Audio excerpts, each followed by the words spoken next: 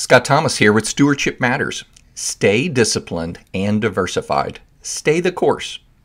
It can be difficult for investors to see one market take off as the U.S. equities did in 2013. Emotions may lead investors to chase performance rather than stay the course with a diversified portfolio. Let's look at the value of portfolio diversification. Emotions often lead investors to do the wrong thing at the wrong time. Investors may gain confidence in an asset class because it has delivered strong recent returns, deciding to go all in at the worst possible time. The Dow Bar long-term study on the left panel shows most investors do not stick with their strategy. They miss much of the upside over time as a result. This common mistake of chasing performance can be avoided with a disciplined strategy. Notice on this chart, there is little consistency in market leadership. No one can predict the future, but a review of annual asset class returns shows that buying last year's winning asset class is often one of the worst choices an investor could have made.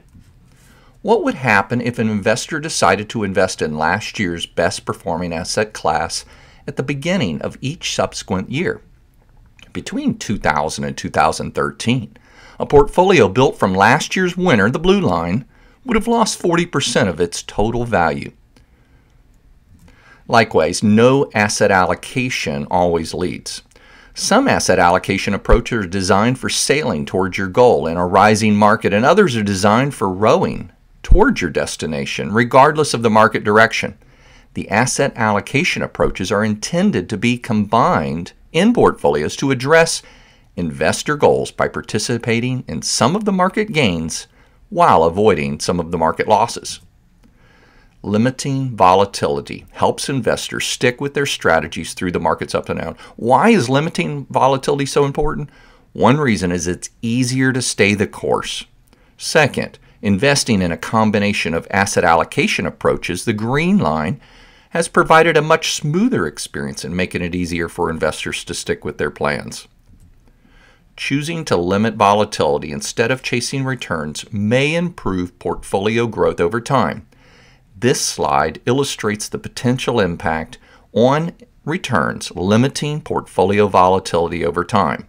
The purple line is the return of the S&P 500 index from 2000 through 2013.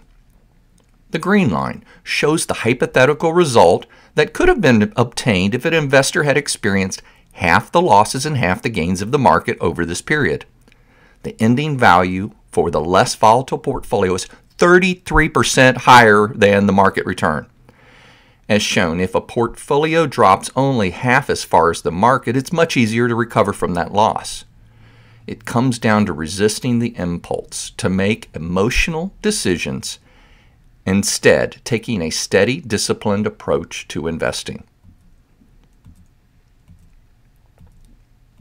Here's my call to action. Let's review your strategy and goals so we can gain more clarity and purpose as you seek to fulfill your goals and dreams.